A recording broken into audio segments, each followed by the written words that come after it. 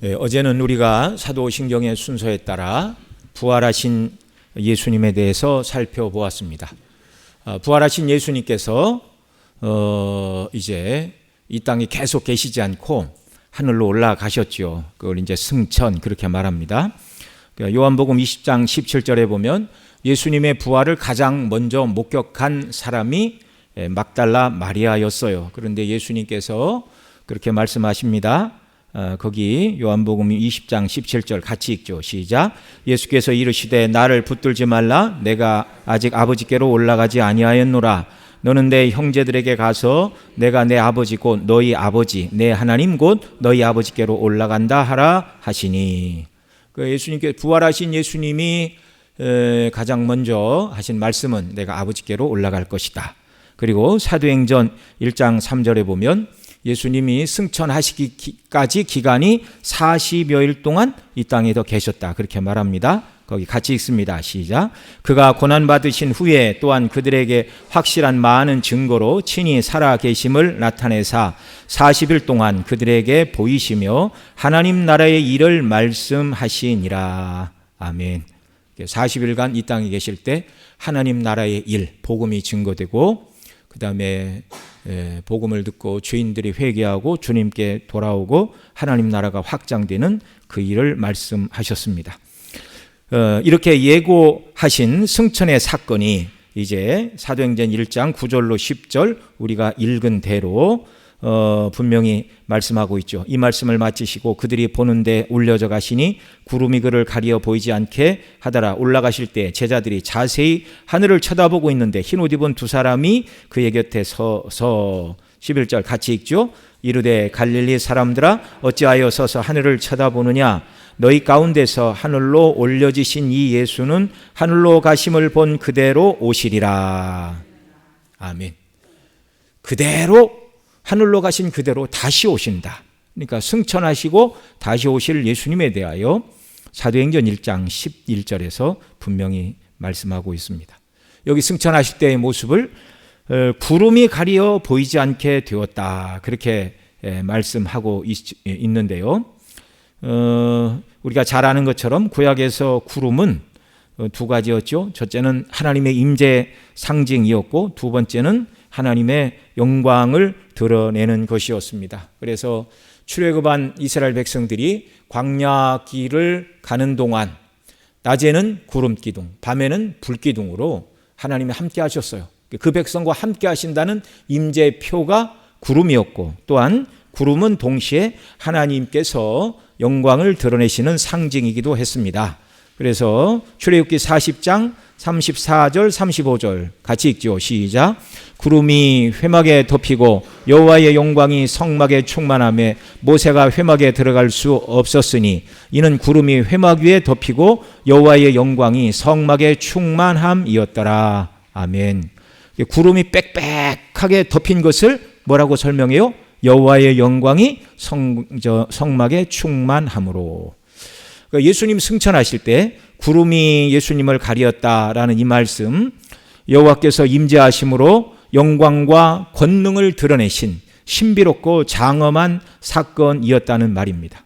구름이 그를 가리어 보이지 않게 하신 것은 예수님의 승천은 하나님의 능력 가운데서 진행된 신비로운 일이라는 것을 우리에게 가르쳐주면서 당시 승천을 목격한 사람들에게 가르쳐주면서 구름으로 가렸어요.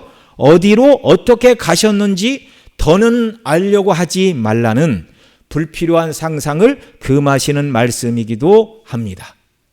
이해가 되시죠?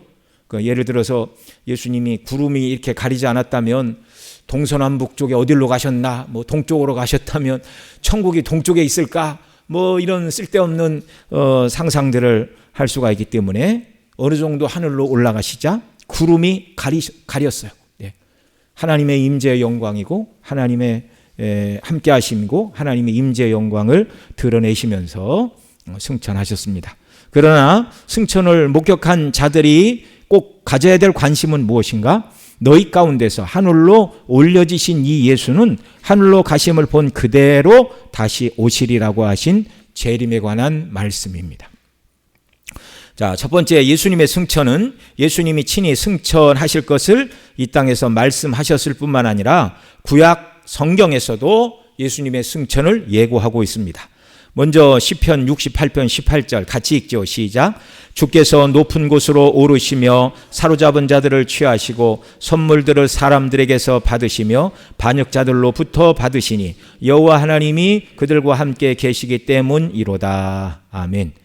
여기서 주께서 높은 곳으로 오르시며 라는 말씀이 부활하신 예수님의 승천 기사를 미리 예고하는 시편 말씀이에요. 선물들을 사람들에게 받으시며, 이 말씀은 예수님의 구속의 사건으로 이방인들이 회개하고 돌아오는 것을 이제 선물을 받으신다라는 말로 이렇게 표현하고 있습니다. 여기 이 말씀을 사도 바울은 에베소서 4장 8절에서 이렇게 인용해요. 같이 읽죠. 그러므로 이르기를 그가 위로 올라가실 때에 사로잡혔던 자들을 사로잡으시고 사람들에게 선물을 주셨다 하였도다. 자, 그리스도의 승천에 관한 말씀을 사도 바울은 시편 68편 18절을 가지고 에베소서 4장 8절에서 설명을 하는데, 시편에서는 승천하신 주님이 선물을 받으셨다 이렇게 말씀하는데, 여기서는 그 말씀을 조금 바꾸어 사람들에게 선물을 주셨다고 이렇게 말하고 있습니다. 예수님께서 이루신 십자가의 구속을 통하여 성령께서 이방인들을 구원하시는 것을 예수님께서 선물을 받으시는 것이라 이렇게 표현하기도 하고, 동시에 이 땅에 성령을 통하여 죄인을 구원하시는 것을 선물을 주시는 것이라고도 표현하는 말씀이라는 말입니다. 사도신경에서는 하늘에 오르사 전능하신 아버지 하나님 우편에 앉아 계시다가 이렇게 고백을 하고 있는데요. 자, 예수님은 먼저 하늘에 오르사라고 말씀하신 것처럼 하늘로 승천하셨어요. 자, 예수님이 올라가신 이 하늘은 어디인가? 예수님께서 올라가신 하늘은 공간적인 의미로 우리 눈에 보이는 구름과 새가 다니는 대기권 밖에 해달 별들이 있는 우주 공간의 어떤 하늘을 말하는 것이 아니라 하나님의 보좌가 있는 천국을 하늘이라고 말합니다. 그러니까 영어로는 heaven 이렇게 말해요.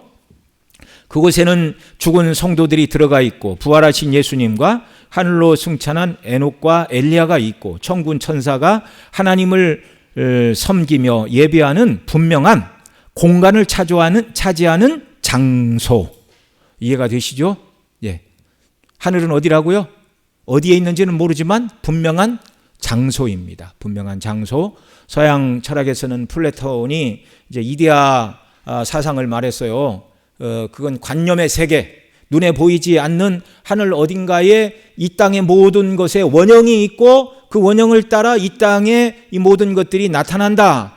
이렇게 플라톤은 이야기를 했어요. 그래서 이제 그런 철학적인 사고를 많이 하다 보면 천국이 정말 실제 장소가 아니라 머릿속에만 있는 곳인가 뭐 이렇게 말할 수도 있죠. 그러나 그렇지 않습니다. 성경은 분명한 장소예요. 분명한 공간이에요.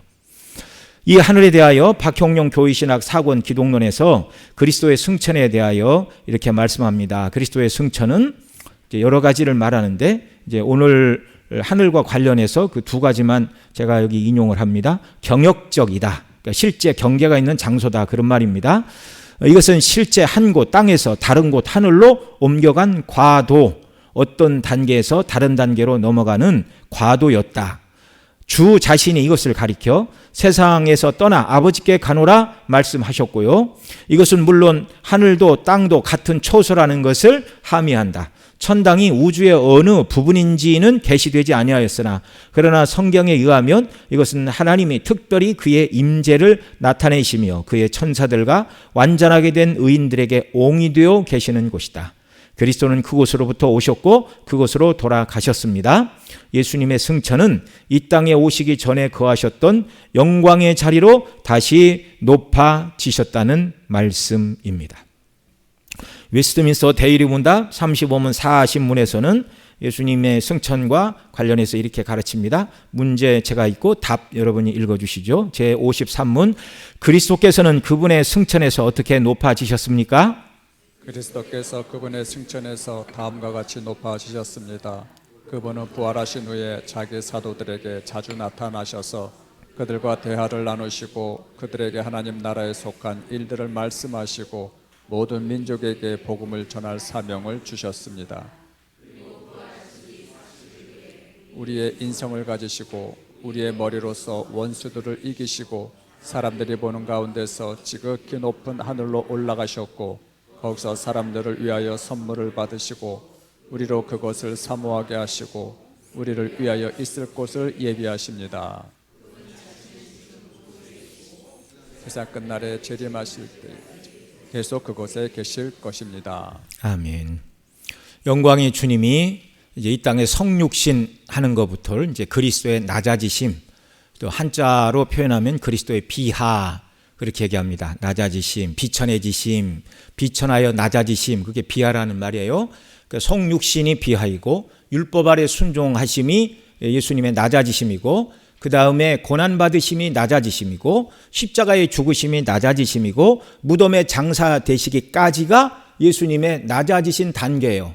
그리고 낮아지신 그분, 빌립보서 2장이 말하는 것처럼 죽기까지 순종하신 그분을 예수님께서 이제 높이사 정말 모든 무릎으로 그 앞에 무릎을 꿇게 하시는, 높여주시는 첫 단계, 그게 뭡니까? 부활. 사망 권세를 이기시고 부활하신 것이 예수님의 승비, 높아지심의 첫 단계. 그 다음에 두 번째가 바로 하늘로 올라가신 승천의 사건입니다. 자, 승천을 통하여 어떻게 높아지셨는가? 우리가 대유리문답 53문 살펴봤고요. 또 54문 제가 읽습니다. 그리스도께서는 하나님 오른편에 앉으실 때 어떻게 높아지셨습니까? 그리스도께서 하나님의 오른편에 앉으실 때 다음과 같이 높아지셨습니다. 하나님이시자 사람으로서 그분은 성부 하나님의 최고의 은총을 받으시고 모든 충만한 기쁨과 하늘에 땅에 있는 만물을 다스리는 권세를 받으십니다. 또한 자기의 교회를 모으시고 지키시며 그들의 원수들을 굴복시키시고 자기의 사역자들과 백성들에게 은사와 은혜를 주시며 그들을 위하여 간구하십니다. 높아지신 주님이 하시고 있는 일들, 이제 또 뒤에 가서 자세히 살펴보겠습니다. 자, 하늘로 승천하신 예수님은 자, 어디 누구 옆에 앉아 계신다고요? 전능하신 아버지 하나님. 그러니까 우리 사도신경을 고백할 때 나는 전능하신 천지의 창조주 아버지 하나님을 믿습니다. 그러니까 전능하신 하나님이 이 신앙 고백에서 두 번 나와요. 성부를 말씀하면서 한번 기록하고 있고, 예수님의 승천하심을 말하면서 전능하신 아버지 하나님 우편에 앉아 계신다, 이렇게 말하고 있습니다. 자, 분명한 장소로서 하늘에 오르신 예수님은 전능하신 아버지 우편에 앉아 계십니다. 여기서 하나님을 전능하신 분, 우리가 사도행전 앞부분 전능하신 하나님 엘샤다이라는 표현 우리가 살펴봤는데요. 이 단어가 사용된 본문은 창세기 17장 1절이었습니다. 거기 1절 같이 읽죠. 시작. 아브라함이 99세 때에 여호와께서 아브라함에게 나타나서 그에게 이르시되 나는 전능한 하나님이라 너는 내 앞에서 행하여 완전하라. 전능하신 하나님이라고 말씀하시고 4절 5절에서 전능하신 하나님의 행사를 이렇게 말씀해요. 보라, 내 언약이 너와 함께 있으니 너는 여러 민족의 아버지가 될지라. 이제 후로는 내 이름을 아브라함이라 하지 말고 아브라함이라 하리니 이는 내가 너를 여러 민족의 아버지가 되게 함이니라. 예. 자, 아브라함에서 아브라함으로 열국의 아버지라는 이름으로 바꿔 주셨어요. 왜냐하면 네가 여러 민족의 아버지가 될 것이다. 그 일을 누가 이루신다고요? 엘샤다이, 전능하신 하나님이 이루신다고요.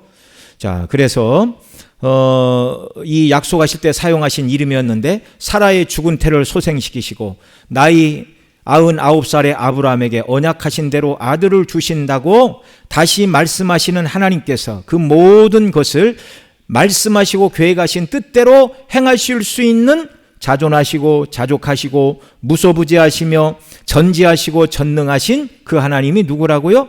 전능하신 엘샤다의 하나님이신데, 예수님이 그 하나님 우편에 앉아 계신다는 말은 전능하신 아버지 하나님과 같은 영광과 권능의 자리에 앉아 계신다라는 말입니다. 하나님 아버지만 전능하실 뿐만 아니라 우리 주 예수 그리스도도 동일하게 전능하신 분이심을 믿으시기 바랍니다. 그분이 창조의 주님이세요. 지금 우리를 통치하고 다스리세요. 또한 하늘로 승천하신 예수님은 하나님 어디에 앉아 계신다고요? 우편에, 오른쪽에. 히브리 12장 3절 같이 읽지요. 시작. 믿음의 주요 또 온전케 하시는 이인 예수를 바라보자. 그는 그 앞에 있는 기쁨을 위하여 십자가를 참으사 부끄러움을 개의치 아니하시더니 하나님 보좌 우편에 앉으셨느니라. 아멘. 또 히브리서뿐만 아니라 시편 110편 1편에서도 예수님이 승천하여 우편에 앉으실 것을 이렇게 말합니다. 1절 2절 같이 읽죠. 시작. 여호와께서 내 주에게 말씀하시기를 내가 내 원수들로 내 발판이 되게 하기까지 너는 내 오른쪽에 앉아 있으라 하셨도다. 여호와께서 시온에서부터 주의 권능의 규를 보내시리니 주는 원수들 중에서 다스리소서. 아멘. 자, 여기 다윗의 시인데요. 여호와께서 내 주에게, 앞에 말하는 여호와는 성부 하나님을 말하고 내 주에게, 여기서 말하는 나는 다윗이 시니까 나는 다윗이죠. 그 다음에 다윗의 주는 누구인가? 그 다윗의 후손으로 오실 그리스도를 말합니다. 그러니까 성부께서 성자에게 하시는 말씀이에요. 내 원수들로 내 발판이 되게 하기까지. 그러니까 그리스도께서 사단을 완전히 정복하시는 그때를 말합니다. 발판이 되게 하기까지.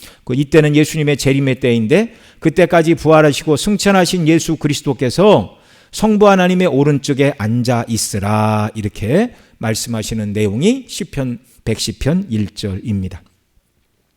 여기 우편이라는 말은 장소적으로 오른쪽에 앉으셨다라는 말이 아니라 마태복음 26장 64절에서 오른쪽 우편이라는 뜻을 분명히 설명해 주고 있어요. 같이 읽습니다.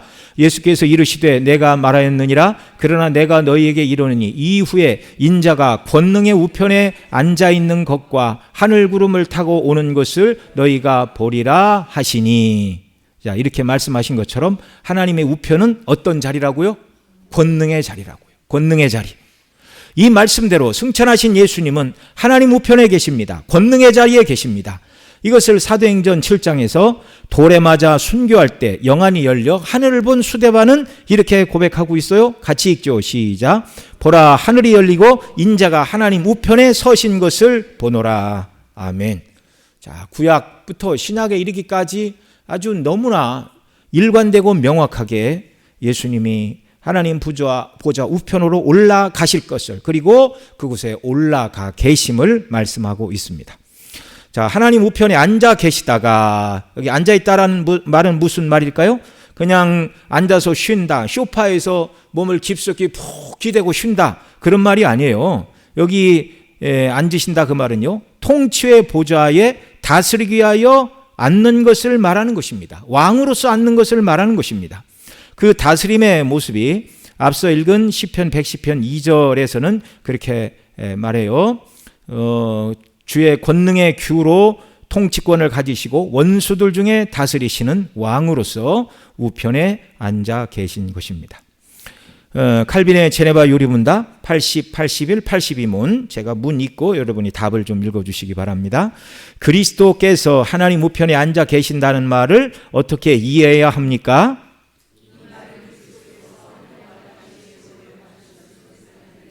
이는 그분이 만물을 지배하시고 다스리시기 위한 것입니다. 네, 우편의 권능의 자리에 왕으로 통치하시는 것, 하늘과 땅의 지배권을 가지신 사건이다. 그 다음 81문, 그런데 여기서 언급되는 오른쪽과 앉으심은 무엇을 뜻하는 것입니까? 이 말은 지상의 군주들로부터 취한 직유입니다. 그들은 자기들의 이름으로 통치하도록 임명한 대지자들을 그들의 오른편에 앉힙니다. 예, 82문 같이 읽죠. 시작. 82문 문제 같이 읽습니다. 시작. 내가 이해하고 있는 것은 사도 바울이 말한 것과 똑같구나. 즉 그리스도께서는 교회의 머리로 임명되었으며 모든 권세와 정사보다 더 높임을 받으셨고 모든 이름 위에 뛰어난 이름을 받으셨다는 것이다. 과연 그러합니다. 모든 이름 위에 뛰어난 이름 받으시고 통치하시는 그분을 표현할 때 전능하신 하나님 아버지 우편에 앉아 계신다, 이렇게 말씀하는 것입니다. 자, 예수님께서 하나님 아버지 보좌 우편에 지금 권능을 가지시고 이 세상을 통치하고 계시는데 그 하시는 일을 세 가지로 나누어 볼 수가 있습니다. 먼저 승천하신 예수님은 만왕의 왕으로서 보좌 우편에 앉으시어 왕으로 우리를 다스리십니다. 앞서 하나님 아버지 우편에 앉아 계시다는 말씀이 권능의 우편, 왕권을 행사하는 권능의 자리에 앉으신 것은 왕으로서의 통치의 보좌에 앉으신 것이라고 말씀을 드렸는데요. 지금도 예수님은 만왕의 왕으로 통치하고 계심을 믿으시기 바랍니다. 빌립보서 2장 9절로 11절 함께 읽습니다. 시작. 이러므로 하나님이 그를 지극히 높여 모든 이름 위에 뛰어난 이름을 주사 하늘에 있는 자들과 땅에 있는 자들과 땅 아래에 있는 자들로 모든 무릎을 예수의 이름에 꿇게 하시고 모든 입으로 예수 그리스도를 주라 시인하여 하나님 아버지께 영광을 돌리게 하셨느니라. 아멘. 자, 이 말씀은 만왕의 왕 되신 예수님께서 택한 백성들의 왕이실 뿐만 아니라 믿지 않는 모든 불신자들, 악한 자들도 다스리시는 왕이라는 것을 말씀해 주고 있어요. 땅에 있는 자들과 땅 아래에 있는 자들 중에 이 땅에서 믿는 자와 믿지 않는 자, 또 땅 아래에 죽은 자들 말하죠. 죽은 자들 중에서도 믿는 자, 믿고 죽은 자들이 있고 믿지 않고 죽은 자들이 있습니다. 자, 그들 모두를 다 포함하여 이들 모두가 결국 예수님의 재림의 날 그리스도가 왕이시고 그의 판결이 공의롭고 거룩함을 인하여 그리스도의 권세 앞에 완전히 무릎을 꿇게 될 날이 오는 것입니다. 자, 구원받은 자들은 그리스도의 구속의 은혜에 감사하며 그날 천국에 들어가게 될 것이고 믿지 않는 자들은 하나님의 긍휼과 자비의 방편인 오직 유일한 구원의 방편인 예수 그리스도를 믿지 않으므로 자신들의 죄가 사함받지 못했다는 것을 깨닫고 지옥으로 떨어질 때 왜 우리만 지옥으로 보냅니까? 그렇게 불만하는 것이 아니라 하나님의 자비와 긍휼, 죄인이 멸망당하는 걸 하나님은 기뻐하지 않으셔서 당신의 아들을 내어주셨어요. 가장 귀한 아들까지 내어주고 누구든지 믿기만 하면 죄사함 받고 구원받는다라고 그토록 믿으라고 호소하시는 하나님의 사랑의 음성을 거절한 자들은 나는 죄사함 받지 못하는 것이 너무나 당연하구나라고 고백하고 다 그리스도의 왕권을 인정하게 된다는 말입니다. 에베소서 1장 10절에 보면 하늘에 있는 것이나 땅에 있는 것이 다 그리스도 안에서 통일되게 하려 하심이라 라는 말씀이 있는데요. 그리스도 안에서 모든 인생들이 통일되는 그날이 와요. 오늘날 이 땅에 믿지 않는 불신자들은 예수님이 하나님의 아들이신 걸 어떻게 알아? 그분이 4대 성인이란 것까지는 내가 알겠는데 더 이상 예수님에 대해서는 이야기하지 마. 그렇게 말하겠죠. 그들 모두가 바로 왕의 왕으로 드러나게 되는 그 재림의 날 불신자들도 하나님이 살아계시고 하나님의 구원의 방편은 예수님이고 그 예수님 거절한 자들은 지옥 형벌을 면할 수 없다는 것을 온전히 깨닫고 고백하고 지옥 형벌에 떨어지게 될 것입니다. 그러나 저와 여러분은 그리스도 안에서 베푸신 그 놀라운 대속의 은혜를 인하여 구속의 주님을 찬양하고 기쁨과 즐거움 가운데 하나님 나라에 들어가 영생을 누리게 될 줄로 믿으시기 바랍니다. 자, 예수님은 믿는 자들과 믿지 않는 자들, 그러니까 다 다스리세요. 자, 그러니까 믿지 않는 자들까지 다스리는 것. 이를테면 한 나라의 대통령을 세우고 왕을 세우고 이런 모든 것들, 크고 작은 일어난 모든 일들을 다 누가 주관하신다고요? 예수 그리스도께서 주관하신다고요. 그렇게 믿지 않는 자들의 세기까지 다 주관하시고 그 나라의 왕 되시는 이 왕국을 신학적으로는 권능의 왕국이다 이렇게 부릅니다. 자, 어떤 왕국으로 부른다고요? 권능의 왕국. 이건 잘 기억을 하세요. 이 권능의 왕국. 권능의 왕국. 그러니까 믿는 자와 믿지 않는 자들을 다 통치하시는 예수 그리스도의 왕권. 그러니까 온 우주와 이 세상에 보편적으로 적용되는 그리스도의 통치를 말합니다. 부활하신 예수님은 하늘과 땅의 모든 권세를 다 받으셨어요. 그러니 우리는 세상 권세자들을 두려워할 필요가 없어요. 그들을 세우시고 패하시는 주권자가 바로 예수 그리스도이기 때문에 그렇습니다. 그러나 또 한편 믿는 자들만을 다스리시는 그리스도의 나라가 있어요. 우리가 주기도문 우리가 배웠지만 거기서 나라가 임하옵시며 라고 말할 때 그 나라는 권능의 왕국이 아니라 예수님이 믿는 자들을 통치하시는, 그래서 택한 백성 모두가 구원받는 주님의 나라가 임하기를, 이 나라를 신학적으로 은혜의 왕국이라 이렇게 부릅니다. 한번 따라해 보십시오. 은혜의 왕국. 자, 예수님이 믿지 않는 자들까지 다스리시는 예수님의 왕국을 어떤 왕국이라고 불렀다고요? 권능의 왕국. 믿는 자들을 말씀으로 가르치시고 새롭게 하시고, 그러니까 이제 은혜의 왕국은 다른 말로 얘기하면 교회예요, 교회. 자, 이것이 이제 은혜의 왕국이고, 그 다음에 이제 또 우리 주님 재림하심으로 말미암아 완성될 마지막 왕국이 하나가 더 있습니다. 그 왕국은 이제 예수님 재림하심으로 이루어질 그 나라를 영광의 왕국이다, 그렇게 말해요. 권능의, 우리는 믿는 자와 믿지 않는 자를 포함해서 지금 저와 여러분 이 땅에서 그리스도께서 불신자들까지도 다스리시는 권능의 왕국에 속해 있으며, 동시에 믿는 자로서 예수님의 말씀에 순종하며 주님의 명령을 따라 하나님의 나라를 세워가는 은혜의 왕국의 백성일 뿐만 아니라 주님 다시 오시면 영광의 왕국의 백성이 되어 영원토록 영생을 누리게 될 줄을 믿으시기 바랍니다. 자, 이런 것들 이제 7페이지 보시면 마르틴 루터의 소교리문답 155문, 제가 문제 읽겠습니다. 여러분 답을 읽어주세요. 그리스도께서 하나님 우편에 앉아 계심으로부터 우리가 무슨 위로를 얻습니까? 영광 받으신 그리스도께서 우리에게 위로를 주시되, 셋째 우리 왕으로서 그는 그의 교회를 다스리시며 보호하시며 교회의 머리로서 그는 교회를 위하여 세상을 지배하십니다. 교회의 머리 되신 예수님의 통치는 은혜의 왕국이고, 또한 그는 교회를 위하여 세상을 지배하시는 것은 그리스도의 권능의 왕국을 말씀해 주는 것입니다. 자, 우리가 세상적으로 가진 것이 없고 가문의 배경이 특출나지 않고 뭐 타고난 재능이 없다 할지라도, 그래서 누가 봐도 대단한 존재가 아니라 할지라도, 그러나 저와 여러분은 대단한 존재예요. 왜냐하면 우리 왕이 예수 그리스도이시기 때문에 저와 여러분은 대단한 백성들인 줄 믿으시기 바랍니다. 왕을 잘 두어서 그래요. 왕을. 그분이 우리의 왕이시며 만왕의 왕이신 예수님을 온전히 믿고 사랑하고 충성을 다할 때 권능의 왕국의 왕이신 만왕의 왕이시며 동시에 은혜의 왕국의 왕이신 나의 왕 되신 예수님이 우리를 다스리시고 사용하시고 우리를 통하여 영광 받으심을 믿으시기 바랍니다. 우리의 왕 되신 주님은 평범한 우리가 온전히 주님을 의지할 때 주님이 기뻐하시는 일을 감당하는 일꾼으로 사용하시고 영광을 받으심을 믿으시기 바랍니다. 그 세상에 별 볼 일 없어 보이는 사람들이요, 전심을 다하여 그리스도를 사랑하고 그 은혜와 영광을 내게 충만히 부어주셔서 나로 주의 영광을 드러낸 자가 되게 하옵소서 간절히 소원하고 날마다 그렇게 기도하고 매달리면 하나님이 그 사람 붙들고 사용하시고 은혜 주심을 믿으시기 바랍니다. 그런 사람 중에 한 사람이 누구라고요? 어제 말씀을 드렸죠? 무디 같은 사람이에요. 무디. 초등학교도 다 졸업하지 않았습니다. 구두 수성공이에요. 별 볼 일 없는 사람이라고 그러겠죠?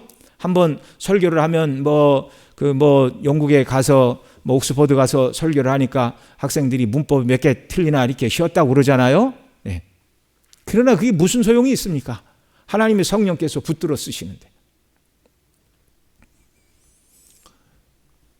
여러분, 때로 낙심되고 좌절될 만한 일들을 만나신 경우가 있을 수가 있죠. 뜻하지 않게 건강상의 사업상 또 여러 가지 물질상 인간관계 속에서 어려움을 당할 수 있지만 우리의 왕이신 예수 그리스도에게 집중하는 역사가 있기를 바랍니다.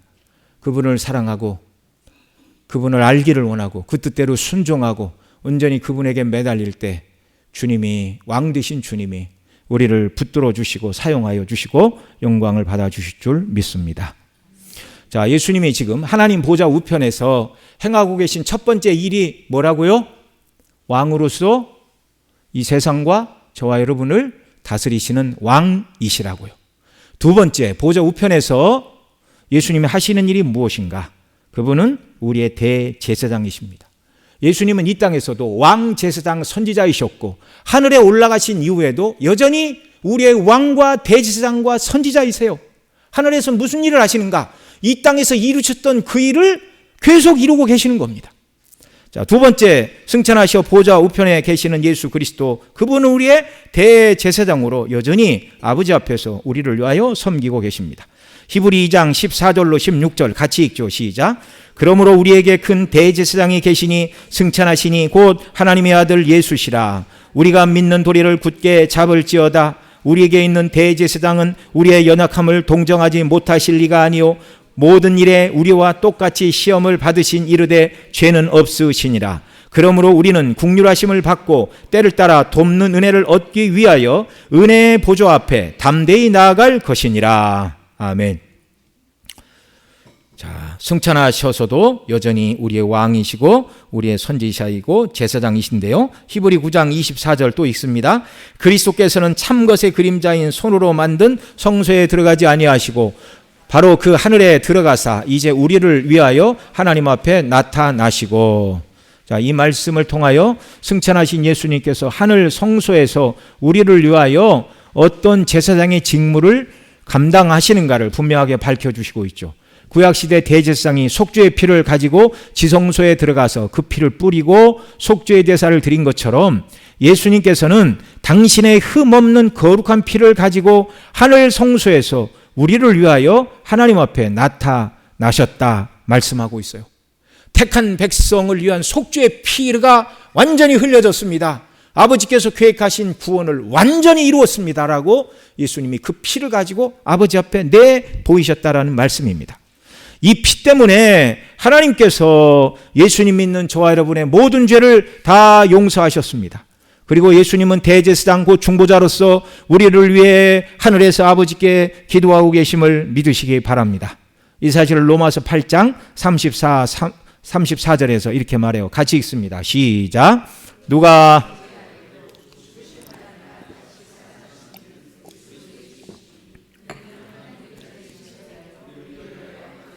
자신이라. 아멘. 우리의 연약과 허물 곧 우리가 죄를 예수님 믿는다고 하면서도 죄를 지음에도 불구하고 우리가 정죄를 당하지 않는 것은 우리를 위하여 흘려진 그리스도의 대속의 피 때문이요. 우리 대제사장 예수께서 그 피의 공로를 가지고 우리를 중보하시기 때문입니다. 연약한 자에게 힘과 은혜를 주시옵소서.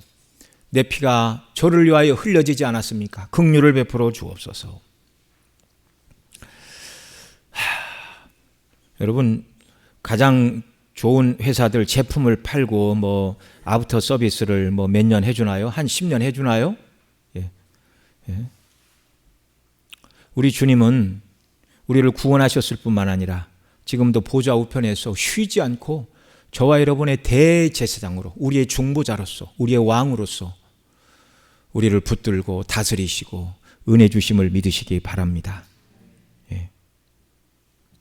날마다 예수님이 십자가에서 죽으실 때만 그 은혜만 빚진 게 아니라 지금도 날마다 주님이 우리를 위하여 중보하고 계세요.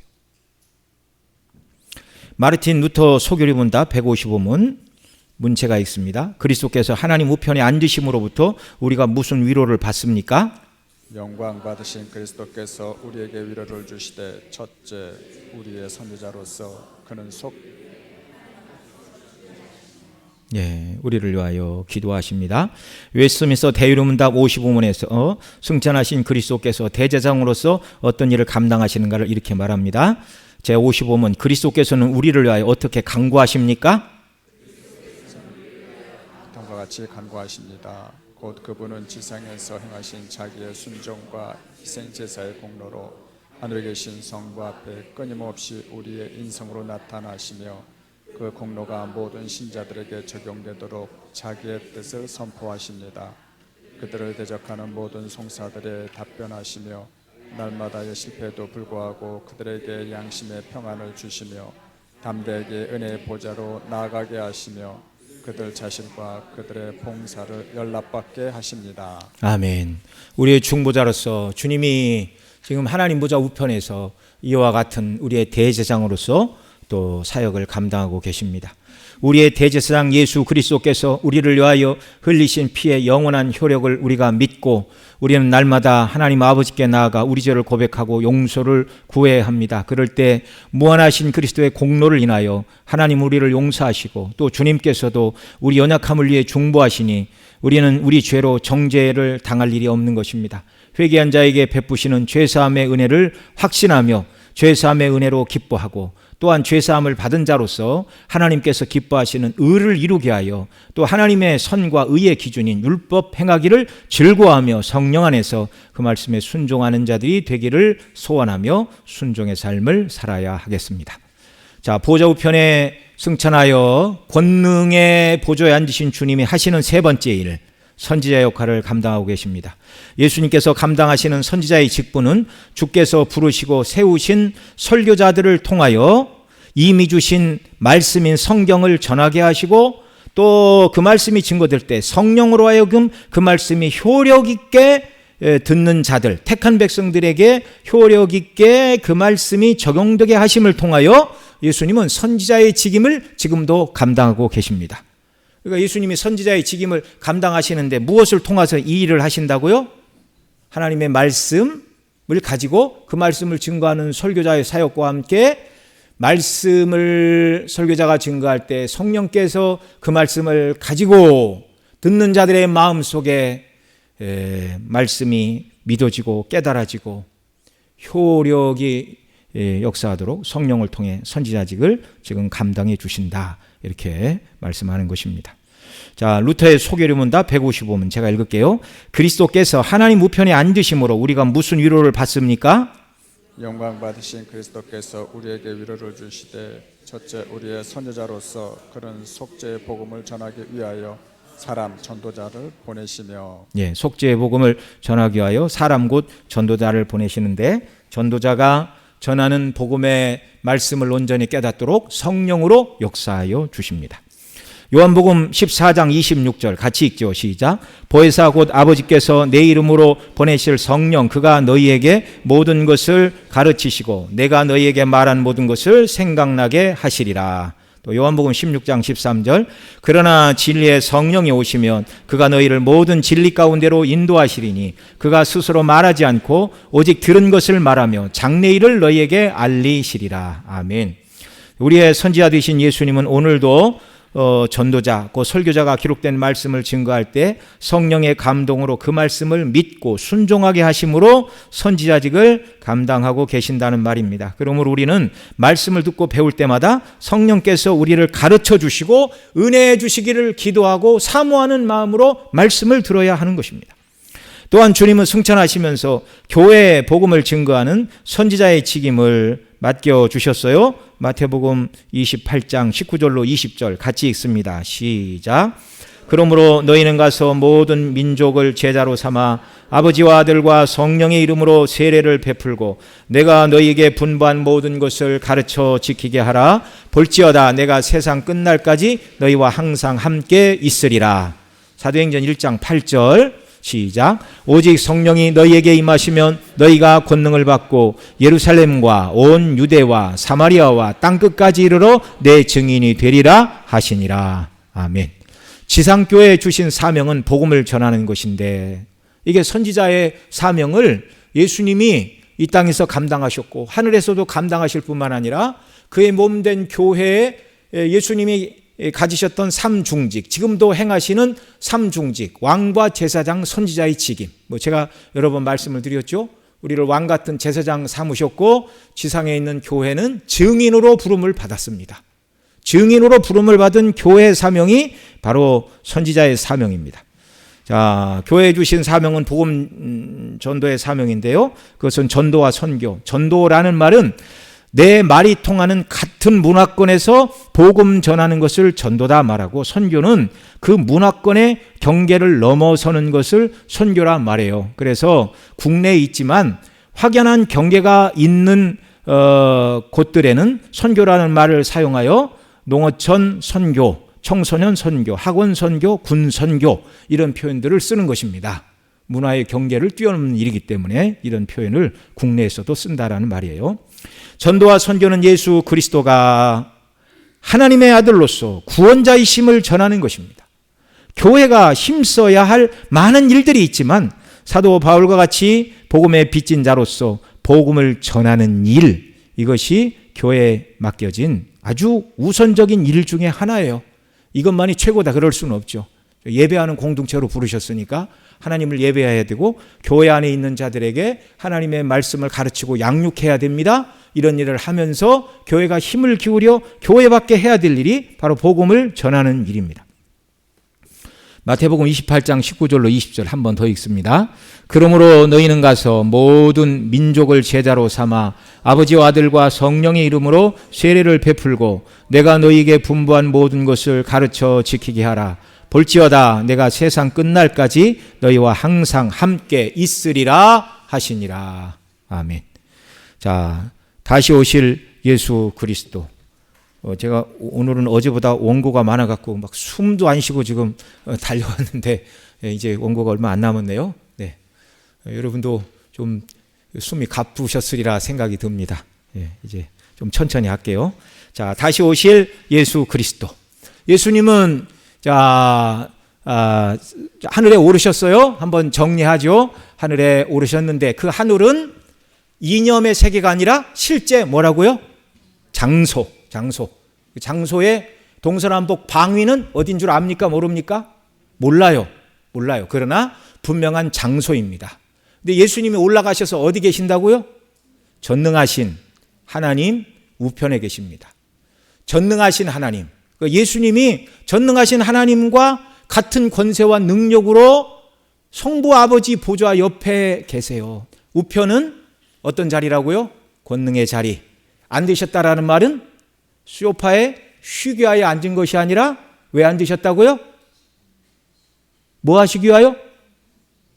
통치하시기 위하여. 왕으로서 통치하시기 위하여 보좌 우편에 앉으셨습니다. 그리고 앉으셔서 하시는 일이 세 가지인데 뭐라고요? 첫째, 왕의 사역. 이 땅에 믿는 자들과 믿지 않는 자들 모두의 왕이 예수 그리스도이십니다. 다음번 우리나라 대통령은 누가 세우십니까? 우리가 투표해서 우리가 세우죠. 그러나 무사람의 마음을 주장하여 결국 역사의 수레바퀴를 그 뜻대로 운영하시는 분이 누구시라고요? 예수 그리스도. 자, 그렇게 믿는 자와 믿지 않는 자들 모두를 포함하여 주께서 다스리시는 그 나라를 어떤 나라라고 그런다고요? 권능의 왕국. 특별히 예수 믿는 자들을 다스리시는 나라가 따로 있습니다. 당신의 말씀을 통하여 회개하게 하시고 말씀에 순종하게 하시고 말씀을 붙들고 전도하게 하시고 말씀을 붙들고 죄와 싸우게 하시고 말씀을 붙들고 날마다 하늘 소망을 위하여 일하게 하시는 이 나라는 어떤 나라라고요? 은혜의 왕국. 저와 여러분은 그리스도께서 왕으로 통치하시는 권능의 왕국에 살고 있으며 동시에 교회를 다스리시는 은혜의 왕국의 백성들입니다. 우리 왕 예수 그리스도에게 시선을 집중하십시오. 여러분 간혹 그런 생각 안 해보셨습니까? 저 세종대왕이 다스리던 시대 가서 백성을 한번 해봤으면 그분이 백성들을 사랑하사 밤낮 잠 못 자고 한글을 만들려고 저쪽으로 가면 진관사라는 절이 있어요. 그 왕궁에서 나와서 그 진관사에 가가지고 한글을 창제하려고 많은 날들을 그렇게 보내기도 하고 우리나라에 복음이 들어와 기도원 가서 그 일을 했으면 얼마나 좋았을까요? 그 백성들을 사랑하는 왕, 백성들을 사랑해서 뭔가 한 가지라도 글 모르는 백성들에게 글을 가르치고 억울한 일을 당하지 않고 그들의 농사를 잘 짓는 일들을 위해서 여러 농기구와 추구기와 천문이를 이렇게 개발을 하고 법을 제도하고 정비하고 참 대단한 왕이죠. 대단한 왕. 그러나 그런 것을 생각할 때마다 참 하나님께서 이 나라를 사랑하사 세종대왕 같은 왕을 하나님이 허락하셔서 역사의 변곡점에서 큰 일을 하게 하고 나라를 위기에서 구원한 이순신 장군 같은 분을 허락해 주셔서 만약에 이순신 장군이 없어서 우리가 일본에 다 먹혔다고 그래봐요. 여러분 일본의 신이 몇 개라고 그래요? 8만 개라고 그러잖아요. 8만 개. 8만 개. 우리가 300~400년 전에 다 이렇게 일본이 통일됐으면 일본 말고 한국말을 지금 뭐 같이 쓸지 무슨 언어를 쓸지도 모르겠고 그들이 섬기던 수많은 귀신들에 빠져서 정말 어찌할 바를 몰랐겠죠. 뭐 가정은 뭐 필요 없는 얘기지만 하나님이 이 땅을 사랑하사 나라를 지켜주시고 보존하여 주셨습니다. 그러나 그런 대단한 왕들, 대단한 장군들도 우리의 죄를 용서는 못해요. 이 땅에서 먹고 사는 문제와 전쟁으로 고난을 당하지 않도록 도움을 줄 수 있는 것까지, 그것도 하나님이 주시는 은혜 속에서 그런 일을 할 뿐이지, 세상에 어떤 대단한 왕이 자기 백성의 영원한 지옥 형벌과 사망을 면하기 위하여 이 땅에 대신 백성을 위하여 죽고 죄값을 다 왕이 담당하고 구원하여 주고, 왕으로서 예수 그리스도의 사명은 아직 끝나지 않았어요. 지금도 보좌 우편에서 저와 여러분을 지키고 통치하시는 줄을 믿으시기 바랍니다. 우리가 스스로 건강관리 잘해서 지금 이렇게 살고 있죠? 우리가 똑똑해서 직장생활 잘하고 사업 잘하고 있죠? 왕이신 주 예수 그리스도께서 우리를 다스리시고 권능의 왕국 속에서 보호하시고 은혜의 왕국 속에서 지키시기 때문인 줄 믿으시기 바랍니다. 이런 저와 여러분을 이제 영광의 왕국, 재림하심으로 말미암아 그 영광의 왕국으로 저와 여러분 모두를 들어가게 하사 영원토록 주님의 영광에 참여하는 복락을 주십니다. 주님이 왕으로서 다스리시고 또한 여전히 대제사장으로서 연약한 저와 여러분을 위하여 기도하는 우리의 대제사장이심을 믿으시기 바랍니다. 제가 청년 때 그런 복음 성가인지 뭐라고 해야 되는 게 여러분도 불러보셨을 거예요. 누군가 기도하네. 잘 생각이 안 나네요. 네, 이렇게. 네, 누군가 날 위하여 기도하네. 예. 처음에는 누가 날 위해 기도할까? 우리 어머니가 날 위해 기도하시나? 네. 누가 기도를 하십니까? 우리 주 예수 그리스도께서 우리를 위하여 간구하세요.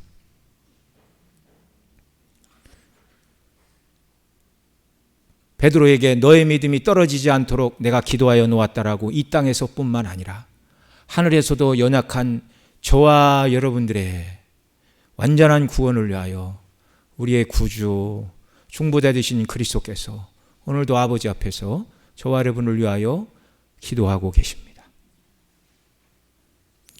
또한 그분은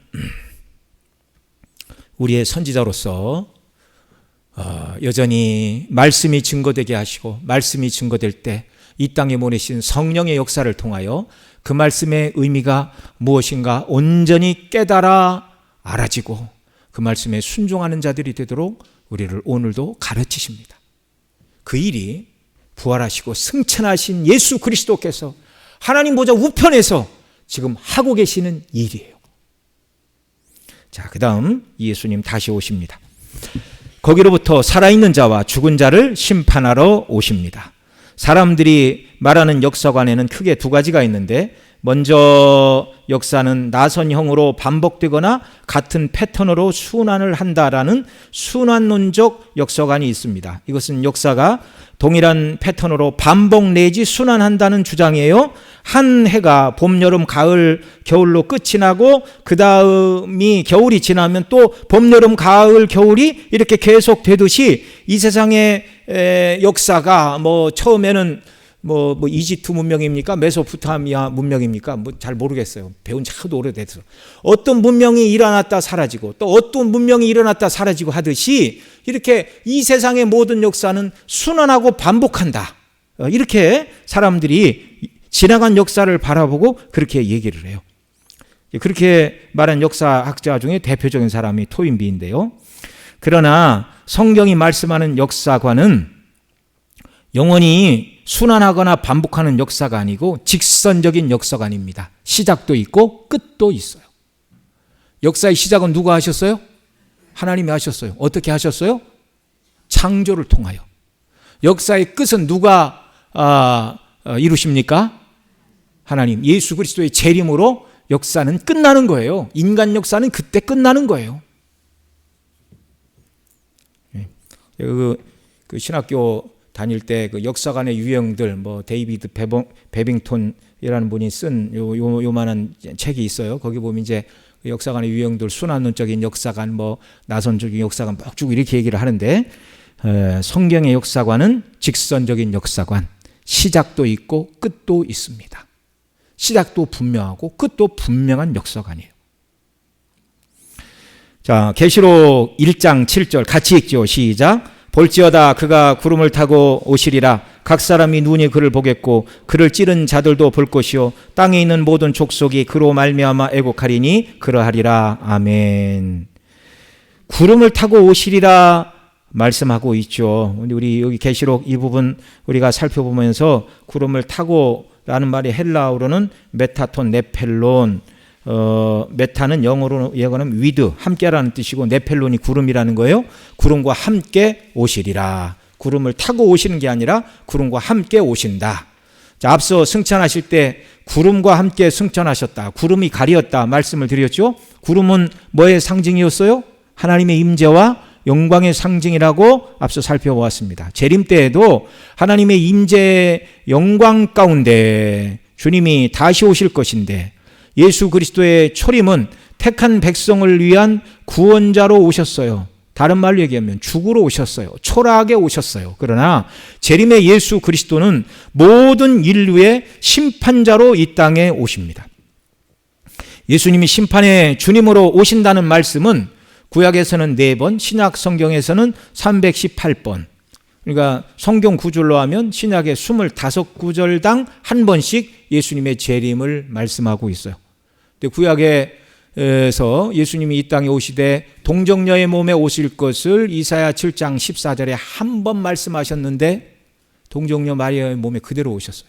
한 번 말씀하신 것도, 하나님의 입에서 나온 말씀은 반드시 이루어집니다.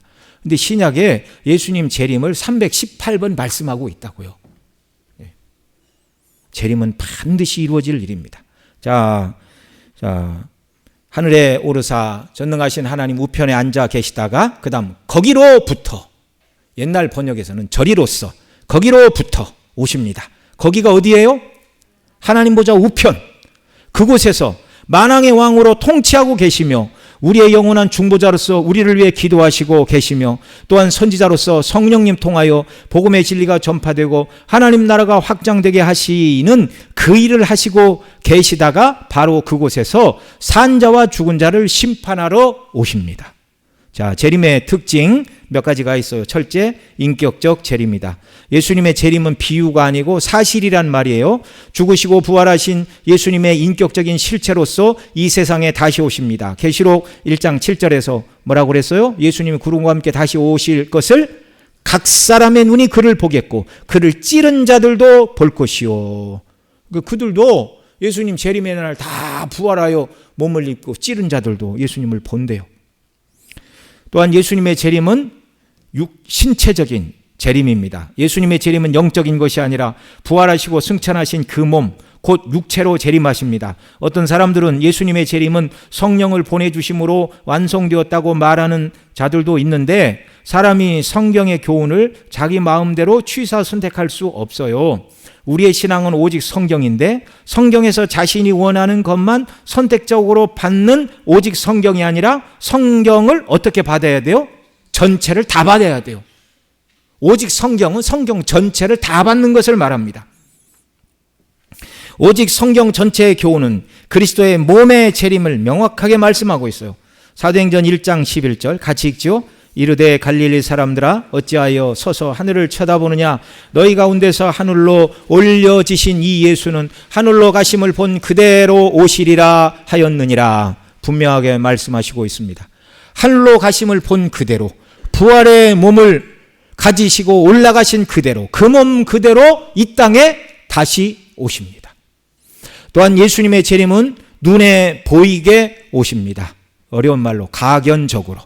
예수님의 승천도 여러 사람이 보는 데서 이루어졌어요. 이 말씀을 마치시고 그들이 보는 데서 올리어 가시니 구름이 그를 가리어 보이지 않게 하더라. 예수님의 재림은 땅의 모든 족속들이 동시에 볼 수 있도록 구름과 함께 능력과 영광으로 다시 오실 것입니다. 땅의 모든 족속들이. 자, 거기 땅의 모든 족속, 계시록 1장 7절 같이 읽죠. 시작. 볼지어다 그가 구름을 타고 오시리라. 각 사람의 눈을 그를 보겠고 그를 찌든 자들도 볼 것이요 땅에 있는 모든 족속이 그로 말미암아 애곡하리니 그러하리라. 아멘. 진짜 예수님의 재림을 누가 본다고요? 땅의 모든 족속이 같이 본다고요. 그러니까 어떤 분들은 그래요. 아이, 지구는 둥근데 예수님이 이쪽으로 오시면 반대편이 어떻게 예수님의 재림을 보느냐? 여러분, 공중에서 영광 가운데 주님이 오시는데 우리가 뭐 그런 것까지 걱정을 해요. 그래서 제가 신학교 다닐 때 어떤 교수님은 이 말씀은 아마도 그 미디어가 발달해서 예수님 재림하는 걸 뭐 CNN 같은 데서 전 세계 중계한다는 얘기는 아닐까? 그렇지 않다고 말하기는 어렵지만 주님의 능력이 뭐가 부족해서 방송 장비를 동원해서 전 세계 주님의 오심을 뭐 광고를 해서 알리시겠어요? 그런 것이 없어도 모든 족속이 주님이 재림하심을 한날 한시에 다 알게 되는 줄 믿으시기 바랍니다. 천지만물을 지으신 분이에요.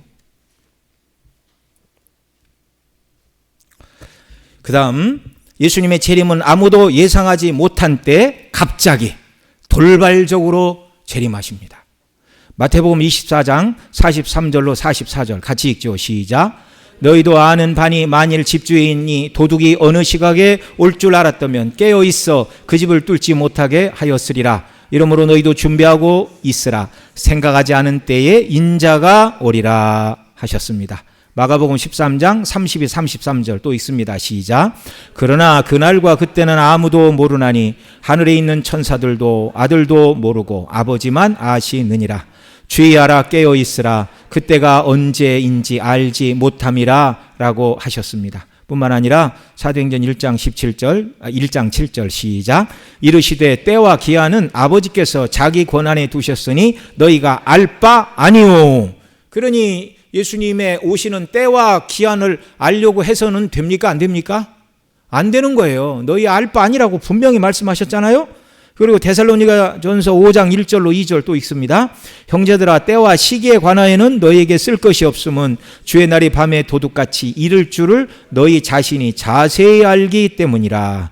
그런데도 불구하고 재림 날짜를 예측하여 말하는 시한을 정했어요. 언제 어느 때, 그게 시한부라는 말이에요. 종말론자들이 나타났습니다. 우리나라에도 나타났지요. 1992년 10월 28일 날 예수님이 재림하신다. 다가올 미래를 준비하라. 그래서 다미 선교회. 그러자 그 12시가 어느 12시냐? 자기들 12시라고 그러니까 난 12시냐? 그래서 밤 12시라고 또 그랬다가 밤 12시까지 방송국에 중계를 했는데 안 오셨어요. 그랬더니 영적으로는 오셨는데 회개할 자들을 위해서 몇 년 미뤘다 어쩌다. 근데 그 일의 주동자가 이장님이라는 분인데 그분이 그 다음 6월인가 7월에 만기되는 채권을 샀어요.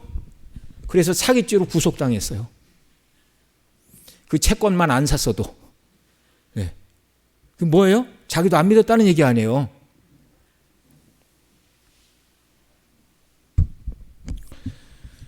네. 날짜를 못 받거나 알려고 해서는 안 됩니다.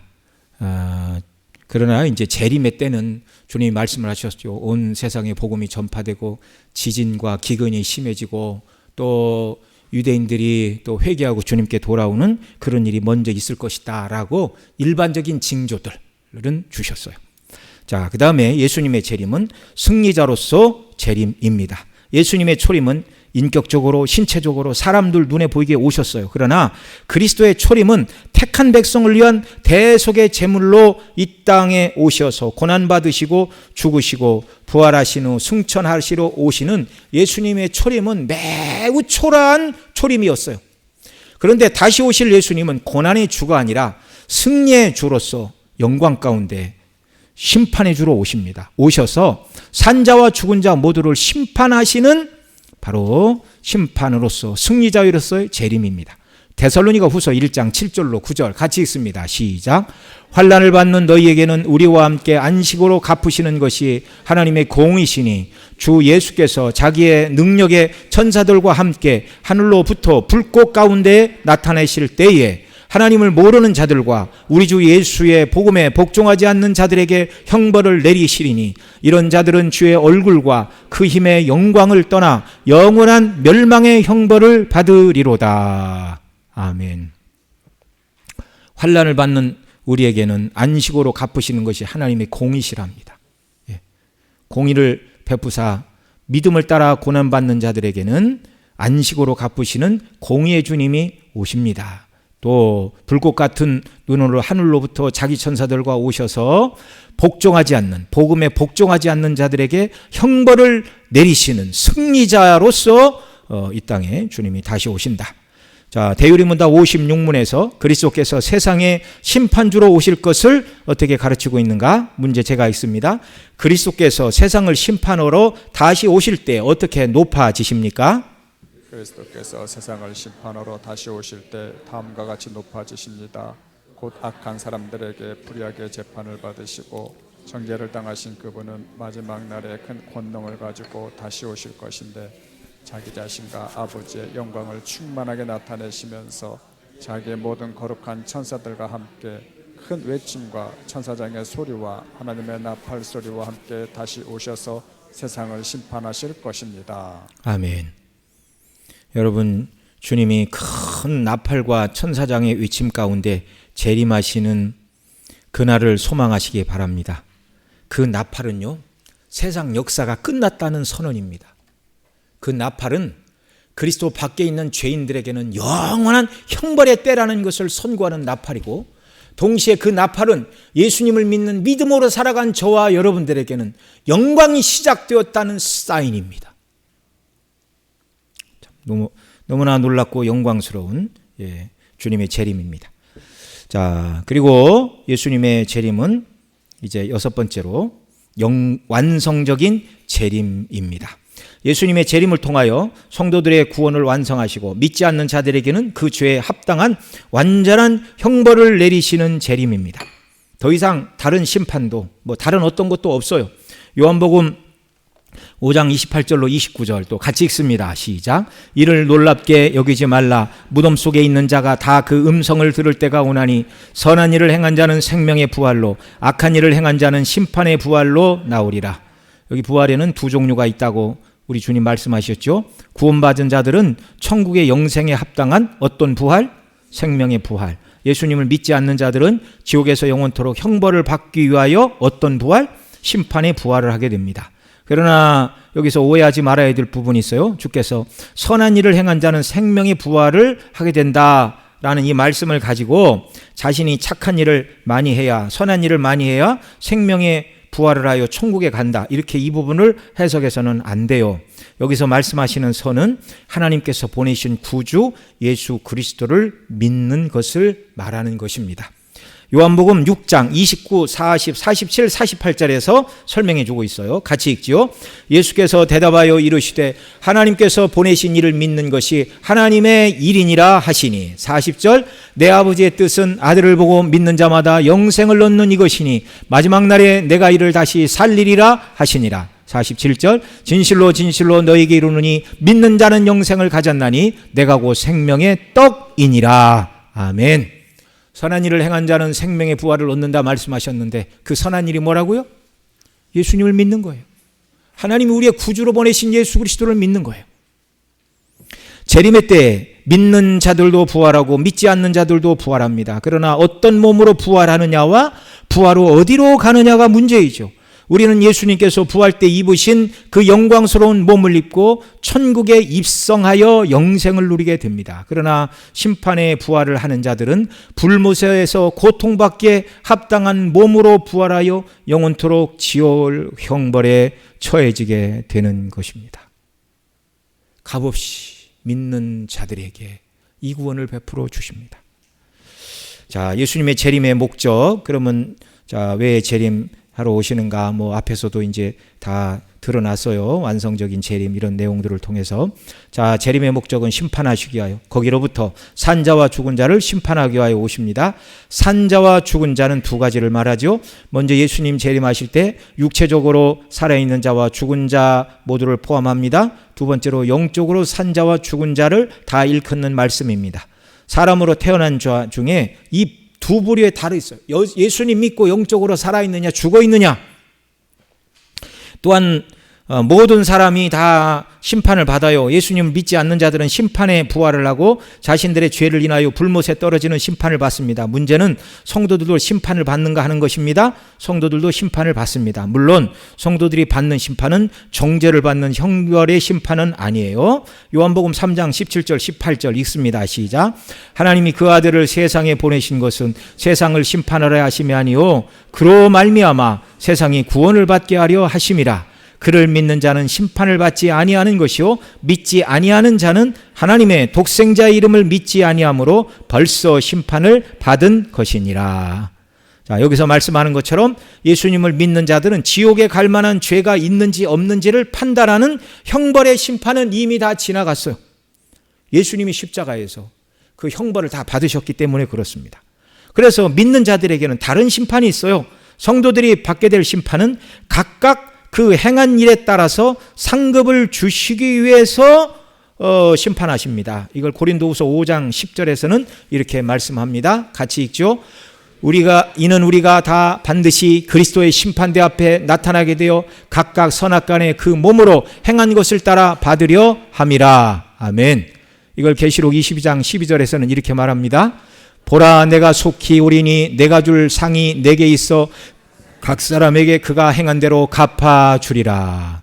성도들이 받게 되는 심판은 형벌의 심판이 아니고 상급의 심판을 받게 됩니다. 더 많은 상급을 받도록 저와 여러분 모두가 더 충성하는 역사가 우리에게 있기를 바랍니다. 그래서 예수님 재림의 때 성도들은 그토록 바라던 몸의 완전한 구속이 이루어짐으로 말미암아, 지금 저와 여러분이 영적으로 영혼은 구원받았어요. 그러나 몸의 구속은 받았습니까? 못 받았습니까? 못 받았어요. 그래서 성화의 단계에 있잖아요. 몸의 구속은 성화가 완성되어 영화의 단계에 들어갔을 때 그게 몸의 구속입니다. 몸의 구속을 받아야 사단이 우리를 시험하지 못하는 거예요. 아무리 시험해도 완전한 몸의 구속을 받은 자들에게는 소용이 없어요. 그런데 우리가 구원을 받았음에도 불구하고 아직 육의 원리가 우리 속에 남아있어요. 본성의 원리가 남아있어요. 그래서 죄에 빠지고 넘어지고 연약하고 주의 뜻대로 순종하며 살기를 원하지만 완전하지 못한 모습을 보이게 되는데, 예수님 재림의 때가 되면 완전한 몸의 구속을 받습니다. 그게 부활의 몸이에요. 어떤 죄의 유혹도 받지 않게 되고 어떤 죄도 짓지 않게 되고 우리 구주와 아버지 품에 거하기를 소원하며 살던 산 소망이 이루어지는 그때에, 그리고 이 땅에서 주께서 주시는 은혜 속에서 충성을 다한 일에 대하여 그날 상급으로 갚아주시는 한량없는 위로의 때, 기쁨의 때, 참된 만족의 때, 저와 여러분에게 예수님 재림의 날은 바로 이런 날이 되는 줄을 믿으시기 바랍니다. 그러니 예수님 재림이 빨리 왔으면 좋겠어요? 천천히 왔으면 좋겠어요? 빨리 오기를 소망하며 살아야 됩니다. 하이델베르그 요리문답 52문에서 산자와 죽은 자를 심판하러 오실 주님에 대해서 이렇게 가르치고 있습니다. 52문 제가 읽죠. 그리스도께서 살아있는 자들과 죽은 자들을 심판하러 오실 것은 당신에게 어떤 위로를 줍니까? 내가 어떠한 슬픔과 핍박을 당하더라도 전에 나를 대신하여 하나님의 심판대 앞에 서시사 내게 임한 모든 저주를 제거하신 바로 그분이 심판자로서 하늘로부터 오시기를 머리들어 기다립니다. 그가 그의 모든 원수들 곧 나의 원수들은 영원한 멸망으로 형벌하실 것이며 나는 그의 택함을 받은 모든 사람들과 함께 하늘의 기쁨과 영광 가운데 그에게로 이끌어 들이실 것입니다. 아멘. 이 대답이 저와 여러분의 소망이 되기를 원합니다. 내가 어떤 슬픔과 핍박을 당하더라도 전에 나를 대신하여 하나님의 심판대 앞에 서시사 내게 임한 모두를 제거하신 바로 그분이, 예수님 안에서 나의 모든 죄에 대한 책임이 제거가 되었죠. 심판자로서 하늘로부터 오시기를 머리들어 기다립니다. 사람을 헬라어로 안드로포스라고 그래요. 그 뜻이 머리를 하늘을 향하여 들고 있는 자라는 뜻입니다. 사람이라는 뜻이 안드로포스, 머리를 하늘로 향하고 있는 자. 저와 여러분은 날마다 하늘에 계신 우리 주 예수 그리스도를 바라보고 그분이 언제 다시 오실지를 날마다 소망하며 살아야 돼요. 눈을 땅으로 깔고 땅에 속한 일들, 땅에 나의 왕국을 지으려고 하는, 주님이 오시면 다 불타버릴 허망한 일들을 위해서 일하지 말고 하늘을 바라보며 살아가는 역사가 있기를 바랍니다. 그분이 심판자로서 하늘로부터 오시기를 머리들어 기다립니다. 그가 그의 모든 원수들, 곧 나의 원수들은 영원한 멸망으로 형벌하실 것이며 나는 택함을 받은 모든 하나님의 사람들과 함께 하늘의 기쁨과 영광 가운데로 그에게 이끌어 들이실 것입니다. 이 소망으로 날마다 충만하여 이 땅을 살아가는 역사가 우리에게 있기를 바랍니다. 초대교회 성도들의 인사말은 마라나타였습니다. 이 단어는 두 가지로 해석이 되는데 띄어쓰기에 따라서 마라나타라고 쓰면 주여 오시옵소서가 되고 마란아타로 쓰면 주께서 오십니다가 됩니다. 주님을 향하여 이 말을 할 때 주여 어서 오시옵소서가 되고, 다른 사람을 향하여 마라나타라고 말할 때는 주님이 곧 오십니다라는 말입니다.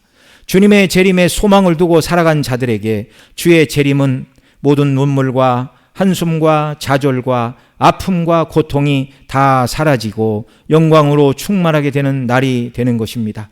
예수님 재림 때문에 저와 여러분에게는 산 소망이 있어요.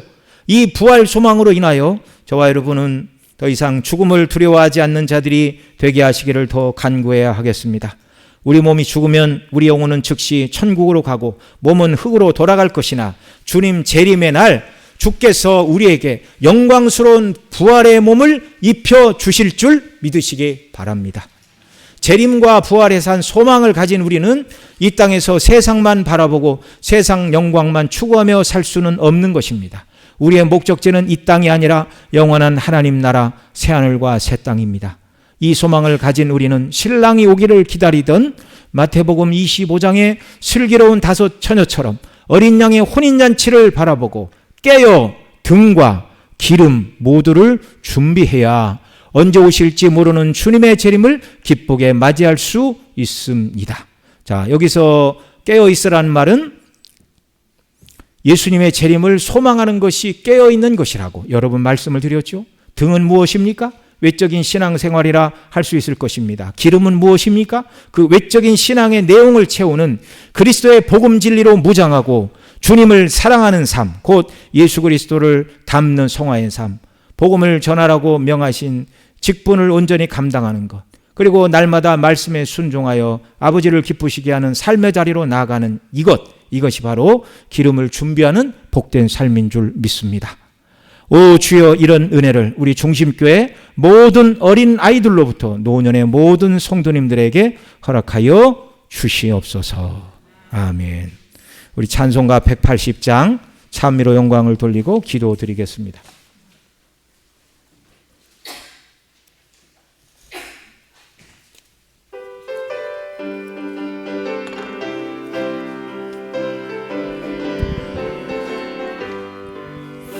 하나님의 나팔 소리 전지진동할 때에 예수 영광 중에 구름 타시고 천사들을 세계 만국 모든 곳에 보내어 구원 얻은 성도들을 모으리.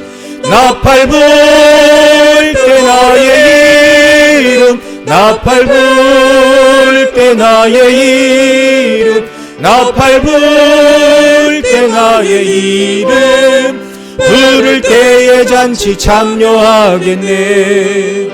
무덤 속에 잠자는 자 그때 다시 일어나 영화로운 부활 승리 얻으리. 주 주가 택한 모든 성도 구름 타고 올라가 공중에서 주의 얼굴 배우리. 나팔 불 때 나의 이름, 나팔 불 때 나의 이름, 나팔 불 때 나의 이름. 부를 때에 잔치 참여하겠네. 주님 다시 오실 날을 우리 알 수 없으니 항상 기도하고 깨어 있어서 기쁨으로 보좌 앞에 우리 나가서도록 그때까지 참고 기다리겠네. 나팔 불 때 나의 이름, 나팔 불 때 나의 이름, 나팔 불 때 나의 이름. 부를 때에 잔치 참여하겠네. 기도 제목 1번 보시기 바랍니다. 우리 함께 읽습니다. 승천하신 예수 그리스도는 지금 하나님의 권능의 우편 통치의 보좌에 앉으사 하늘과 땅의 모든 권세를 가지시고 통치하시는 왕이십니다. 특별히 연약한 우리를 다스리시는 우리의 왕이십니다. 왕 되신 예수님 사랑할 때 우리를 통하여 영광을 나타내 주실 것입니다. 우리 왕 예수님의 통치를 받는 것은 그분의 말씀에 순종하는 것인데 우리에게 성령의 충만을 부어 주시어서 말씀에 순종하고 또 주께서 우리를 왕 같은 제사장으로 삼아 주셨는데 구약의 왕들은 성전을 짓고 보수하고 성전 중심의 예배 공동체로 백성을 세우는 것이 왕이었는데 우리가 왕 되신 예수님 안에서 주님의 몸된 교회를 온전히 세워가는 사명을 잘 감당하게 하시기를. 자, 이 첫 번째 기도 제목 붙들고 우리 함께 같이 기도하겠습니다. 같이 기도하십니다. 사랑하시는 아버지 하나님, 승리하신 우리 주 예수 그리스도 지금 하늘 보좌 하나님 보좌 우편 권능의 보좌 우편에 앉으사 모든 권세를 위임받으신 권능의 왕국의 왕으로서 은혜의 왕국의 왕으로서 우리를 통치하시고 다스리고 계심을 믿습니다. 하늘과 땅의 모든 권세를 가지시고 통치하시는 권능의 왕이시여 은혜의 왕국의 왕이시여 연약한 우리를 다스리시는 우리의 왕 예수 그리스도시여 왕 되신 예수님을 더 알게 하시고 사랑하게 하시고 우리를 통하여 주의 영광을 드러내 주시기를 원합니다. 우리 왕 예수님의 통치를 받는 것은 그분의 말씀에 순종하는 것인데 우리에게 성령의 충만을 부어주시어서 말씀에 순종하게 하시고 또 주께서 우리를 왕같은 제사장으로 삼아주셨는데 구약의 왕들은 성전을 짓고 보수하고 성전 중심의 예배 공동체로 그 백성을 세우는 것이었는데 우리가 그 왕 되신 예수님 안에서 주님의 몸된 교회를 세워가는 자들 되게 하여 주옵소서. 주님의 몸된 교회가 세워지도록 설교자들에게 은혜를 주시다 하나님의 말씀을 바르게 증거하고 바르게 가르치는 역사가 있게 하시고 또 우리 장로님들 우리 안수 집사님들 권사님들 우리 집사님들 모두에게 주님의 몸된 교회를 세워가는 자들 되게 하여 주옵소서. 덕을 세우는 자들이 되게 하시고 복음을 증거하는 자들이 되게 하시고 정말 하나님 나라가 우리로 말미암아 확장되는 놀라운 은혜 주여 은총을 허락하시고 긍휼의 은혜를 우리에게 베풀어 주옵소서. 존귀하신 우리 구주 예수님의 이름으로 기도드리옵나이다. 아멘. 두 번째 기도 제목 같이 읽습니다. 승천하신 예수님은 오늘도 우리의 중보자로 하나님 아버지께 간구하시고 있음을 믿고 연약하여 죄에 빠질 때마다 낙심하고 좌절하는 대신 예수님의 대속의 피와 중보 사역을 인하여 죄사함의 은혜를 확신하며 죄사함을 받은 자로서 이제 죄와 피 흘리기까지 싸워서 죄를 이기며 또한 우리에게 맡겨주신 제사장의 사명을 온전히 감당하여 하나님을 예배하고 연약한 지체를 위해 기도하는 제사장의 사명을 잘 감당하게 하시기를 위해서 함께 여러분 이 시간 기도하겠습니다. 다 같이 기도합니다. 아버지 하나님, 승천하신 예수 그리스도 오늘도 우리의 중보자로서 하나님 아버지께 우리를 위하여 간구하고 계심을 믿습니다. 우리가 연약하여 죄에 빠질 때마다 낙심하고 좌절하지 말게 하시고 나를 위한 대속의 피가 흘려졌음을 온전히 믿고 주 앞에 나가 죄사함의 은혜를 간구하게 하시고 정말 이 모든 죄를 용서하시고 하나님의 미소 지으시는 얼굴을 우리에게 활짝 보여주시기를 원합니다. 또한 우리를 위하여 중보자 되신 예수 그리스도께서 우리를 위하여 기도하고 계심을 믿습니다. 왕이신 주여, 우리를 위하여 기도하시고 우리에게 힘과 은혜를 더하여 주옵소서. 우리가 이런 놀라운 죄사함의 은혜를 받았으니 주님 안에서 참된 평강과 확신을 누릴 뿐만 아니라 죄사함 받은 자로서 죄와 피 흘리기까지 싸워 이 모든 죄를 이기게 하여 주시옵소서. 날마다 성화의 삶을 살아가는 자들이 되게 하여 주옵소서. 또한 우리에게도 제사장의 직분을 맡겨주셨는데 마음과 뜻과 정성과 힘을 다하여 온전히 하나님을 사랑하고 예배하는 자리에 나아가는 자들이 되게 하여 주옵소서. 우리의 이 땅에서의 예배가 시온산에서 예배하는 구원받은 백성들의 예배와 같이 되기를 원하나이다. 은혜를 베풀어 주옵소서. 또한 우리가 제사장의 사명을 잘 감당하여 연약한 지체들을 위하여 기도하는 자들이 되게 하여 주옵소서. 병든 자들의 연약한 육체의 치유의 은혜를 베풀어 주옵소서. 영적으로 연약한 자들을 강건하게 하여 주시기를 원합니다. 마음에 시험이 들고 낙심이 잔 자들을 위로하여 주시기를 원합니다. 마음의 평강이 깨어진 자들에게 그리스도 예수 안에 있는 평강으로 충만케 하여 주시어서 참된 만족과 기쁨과 평강에 넘쳐나고 즐거움으로 주님을 섬기며 은혜의 영광을 높이고 찬미하는 주의 백성들 모두가 다 되게 하여 주시옵소서. 긍휼의 은혜를 베풀어 주시고 아버지 하나님 영광을 나타내 주시옵소서. 존귀하신 우리 구주 예수님의 이름으로 기도드리옵나이다. 아멘. 찬송가 265장 찬미로 영광을 돌리시겠습니다.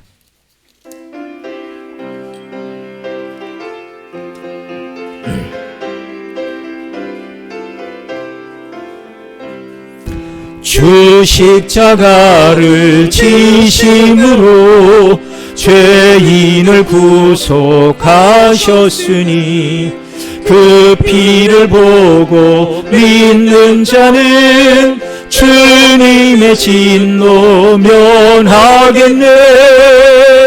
내가 그 피를 유월절 그 양의 피를 볼 때에 내가 너를 넘어서 가리라. 흉악한 죄인 되수라도 예수는 능히 구원하네. 온몸을 피에 담글 때에 주님의 진노 면하겠네. 내가 그 피를 유월절 그 양의 피를 볼 때에 내가 널 넘어서 가리라. 심판할 때에 모든 백성 행한 일대로 보응받네. 주님의 피로 죄 씻으면 주님의 진노 면하겠네. 내가 그 피를 유월절 그 양의 피를 볼 때에 내가 널 넘어서 가리라. 구주의 사랑 크신 은혜 보혈의 능력 의지하세. 심판의 불이 내릴 때에 주님의 진노 면하겠네. 내가 그 피를 유월절 그 양의 피를 볼 때에 내가 널 넘어서 가리라. 기도 제목 3번 같이 읽겠습니다. 승천하신 예수님은 오늘도 우리의 선지자로서 기록된 진리의 말씀을 주께서 세우신 전도자, 설교자를 통하여 증거하게 하실 때 성령님의 역사로 그 말씀을 온전히 깨달아 주의 뜻이 무엇인지 우리로 알게 하시고 행하게 하십니다. 더욱 주님의 가르치심에 순종할 뿐 아니라 우리도 세상에 나가서 예수님의 복음을 전하는 선지자의 직분을 잘 감당하게 하시기를 위해서 여러분 이 말씀 붙들고 함께 기도드리겠습니다. 사랑하시는 아버지 하나님, 승천하신 예수 그리스도 오늘도 하늘 보좌 우편에서 우리의 선지자로 앉아 계시며 기록된 진리의 말씀을 가지고 그 말씀을 증거하는 설교자를 통하여 말씀이 증거될 때 성령님의 감동 감화 역사로 말미암아 그 말씀을 온전히 깨달아 주의 뜻이 무엇인지 알게 하시고 그 말씀대로 순종하게 하시오니 감사를 드립니다.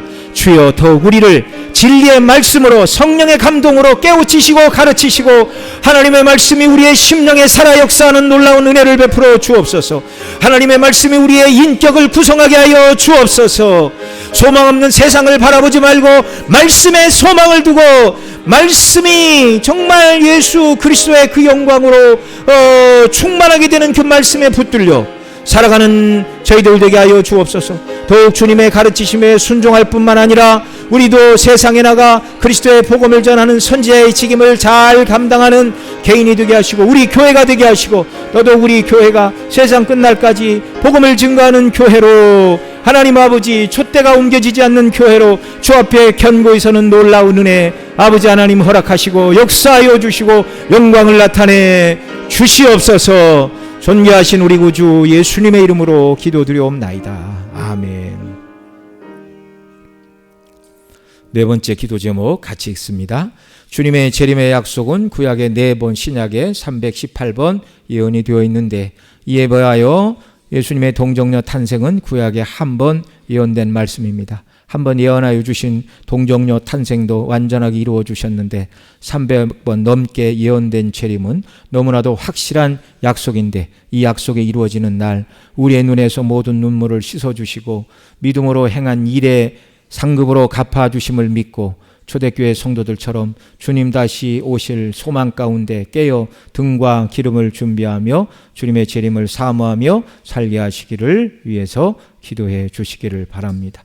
저와 여러분의 인사가 마라나다가 되기를 바랍니다. 그래서 주님, 우리 학생들은 대학 입시 때문에 정신이 없고 또 공부하는 사람들은 취직에 정신이 없고 취직한 사람들은 또 여러 가지 직장에서 승진해야 되고 사업하시는 분들은 성과를 내야 되고 그것이 우리가 골몰해야 될 첫 번째가 아니고 우리의 궁극적인 삶의 목표점은 주님의 재림을 소망하고 거기에 걸맞는 삶이 되게 하시고 그렇다고 우리에게 주신 일들을 등한히 하라는 것이 아니라 그 일을 이루게 한 방편으로 주님께서 우리에게 맡기신 일도 잘 감당하는 은혜를 주소서.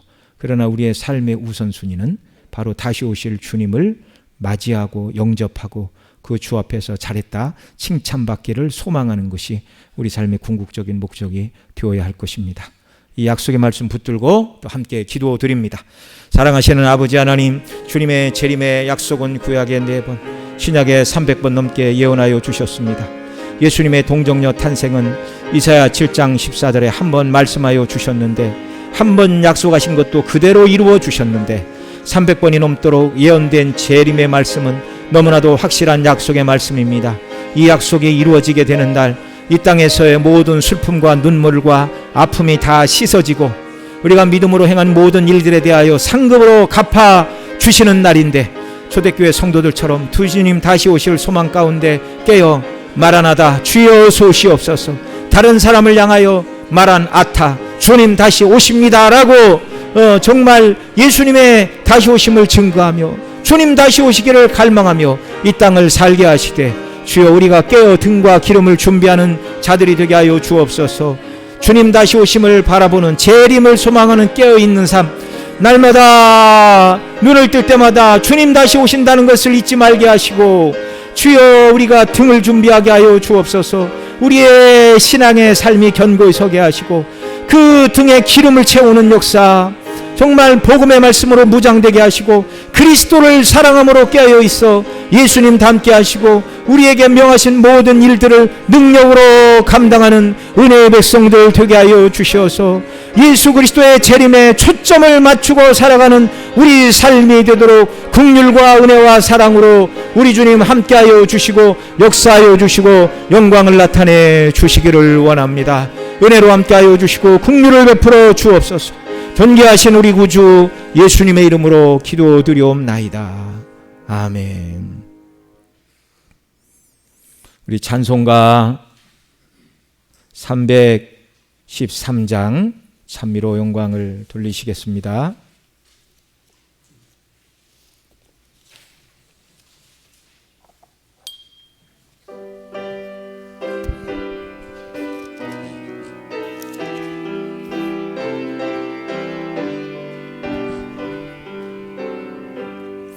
내 임금 예수 내 주여 이 죄인이 주님 앞에 한없는 은혜 받고서 내 생명 모두 드리오니 그 풍성하신 은총을 주 내게 내려주소서. 내 임금 예수 내 주여 내 허물을 덮으시고 주 십자가에 흘리신 그 피를 믿는 마음 보사 내 중한 죄를 사하여 참 평안한 맘 주소서. 내 임금 예수 내 주여 주 은혜에 감격하여 한없는 감사 찬송을 내 주님 앞에 드리오며 내 마음과 정성 다하여 늘 기뻐하며 살리라.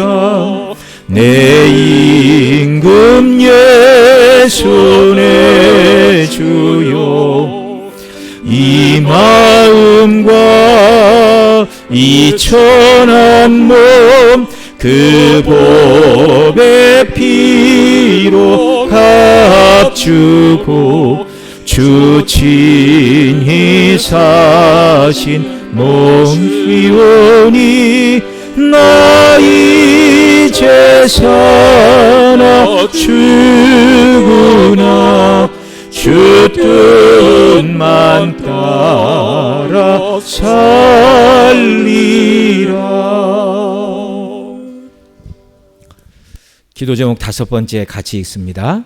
주님 다시 오실 때까지 중심교회가 복음의 터인 그리스도 위에 견고히 서서 바른 복음의 말씀을 증거하고 성도들은 그 말씀을 붙들고 세상에서 빛과 소금의 역할을 잘 감당하여 구원의 방주로서의 역할을 주님 오실 때까지 촛대가 옮겨지지 않고 잘 감당하는 교회가 되게 하시고, 또 이곳에 도시개발 소식이 전해지는데 그 모든 일도 주님의 주권 속에 되어지는 일인 줄 믿습니다. 주님께서 우리 교회에 주신 터전과 건물을 잘 유지하면서 성도들이 예배하고 또 많은 영혼들을 전도하는 증인의 사명을 감당하는 중심교회가 되게 하여 주소서. 6번째 기도 제목도 같이 읽습니다.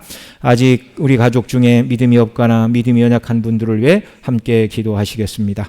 부모와 남편이나 아내, 형제, 자매, 자녀와 손주들 중에 아직 예수님 믿지 않는 가족들을 위해서 기도해 주시고, 우리 가정이 주님만 기쁘시게 하는 복된 가정으로 주님 오실 때까지 하나님의 영광을 위해 쓰임받는 가정이 되게 하시기를 위해서 함께 기도해 주시기 바랍니다. 이 두 가지 기도 제목 붙들고 같이 기도 기도드립니다. 사랑하시는 아버지 하나님, 주님 다시 오실 때까지 우리 중심교회가 복음의 터인 그리스도 위에 견고히 서서 바른 복음의 말씀을 증거하고 성도들은 그 말씀을 붙들고 세상에서 빛과 소금의 역할을 잘 감당하여 구원의 방주로서의 역할을 주님 오실 때까지 촛대가 옮겨지지 않고 잘 감당하는 교회가 되게 하여 주시기를 원합니다. 또 이곳에 도시개발 소식이 전해지고 있는데 그 모든 일도 하나님의 주권 속에, 주님의 주권 속에, 우리 주 예수 그리스도의 허락 속에 되어지는 일인 줄